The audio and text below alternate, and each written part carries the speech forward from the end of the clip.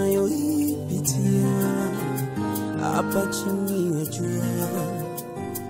Ninataka siku moja nifike huko aliko mkombozi, nayo ni siku kuu safarini moyo wangu.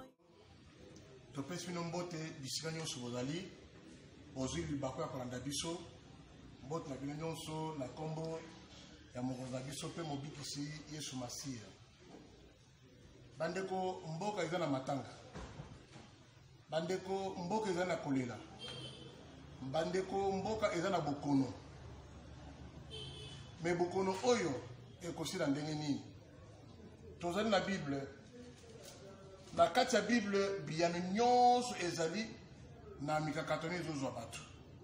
Ba réponse ya malonga eza na kati ya Bible oyo. Yango lelo oyo tokotanga na mukanda ya Esther na chapitre 4 9e verset jusqu'à 17e verset.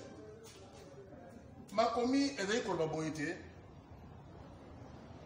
Esther tanga koti na ndako ya mokonzi koma mwasi. Mwasi azaki na ndako alongwaki Esther ako mwasi ya mokonzi.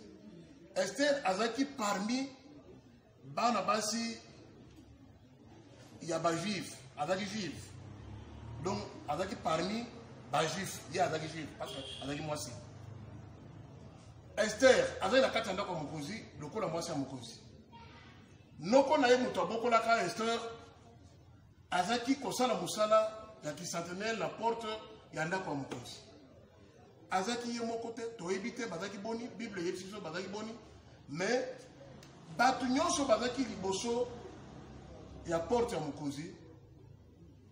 Tango Amana oyo mokonzi apesaki pouvoir makasi ayebisi pe bato batosaka makasi, bato nyonso bazaki kumbema na ye, mabolongo nyonso ezaki kokende na se. Tous les genoux ya bato bazaki liboso ya porte bazaki fléchir seno na bango epa ya Amana.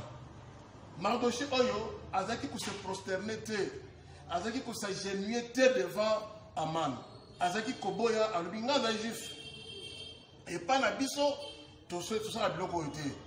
Alors le monsieur Aman était très mécontent akomaki mukanda akubuma bana ya Israël. Bana Israël bazaki na bungu biseka nyonso na bango kebele mukade kendaki bo mabango. Mardoché ayokaki sango bayebisaki ye parce que ba collègue na ya musala batuna kaye. Pourquoi yozo sala boité? Pourquoi ozali ko kende à genoux de bosser à man biso sala ba binono nga za juif mabolongo na ngai réservé uniquement pour l'éternel Dieu.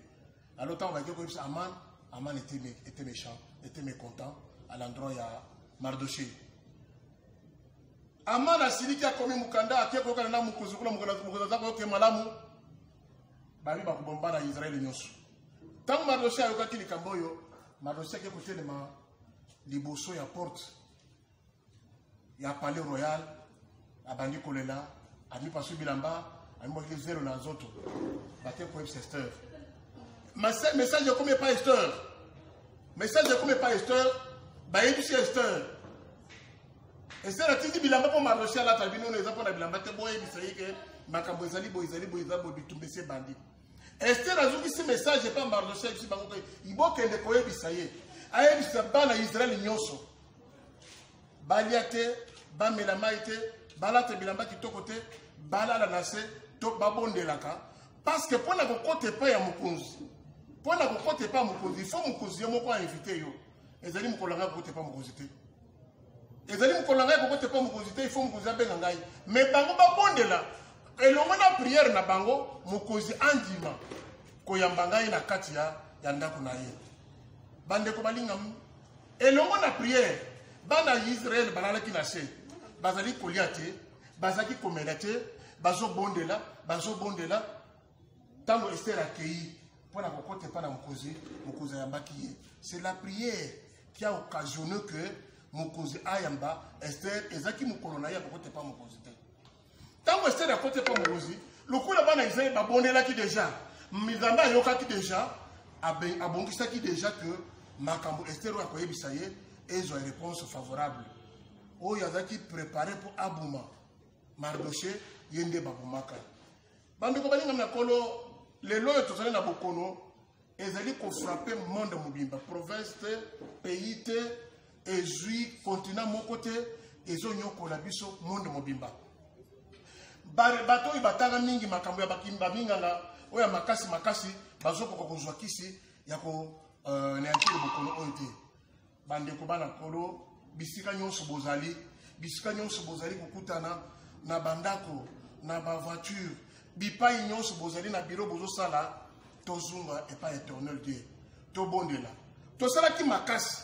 Tosali mabe koleka. Tofinga zambe. Kozwa basi na basi bakomo balana. Mibale mbele bakomo balana. Mobali na nyama na mwasi. Donc to saboter zambe na décret moko mabe. Na bandako na biso to kosi bandambe ya mike. To saboter éternel Dieu. Badi me tozo pesa lisusu te. Offrande tozo pesa lisusu te. To saboter zambe. Éternel est très mécontent de nous. Zambé na bolingo, Zambé na kimia, tango toko zunge pa na ye, tango toko senga ye, tango toko bonde la ye, Zambé akoyoka biso, Zambé na mawa. Tomona ki Israël kala soki ba na Israël ba baby si, ba komi ba tumabe, ba lungo na nzela na Zambé ba komo solo ya bango moko, mais tango ba reconnaître que ba sali mabe bazonge pa Zambé, Zambé za ko yamba bango. En tout cas, Éternel atonda bolingo.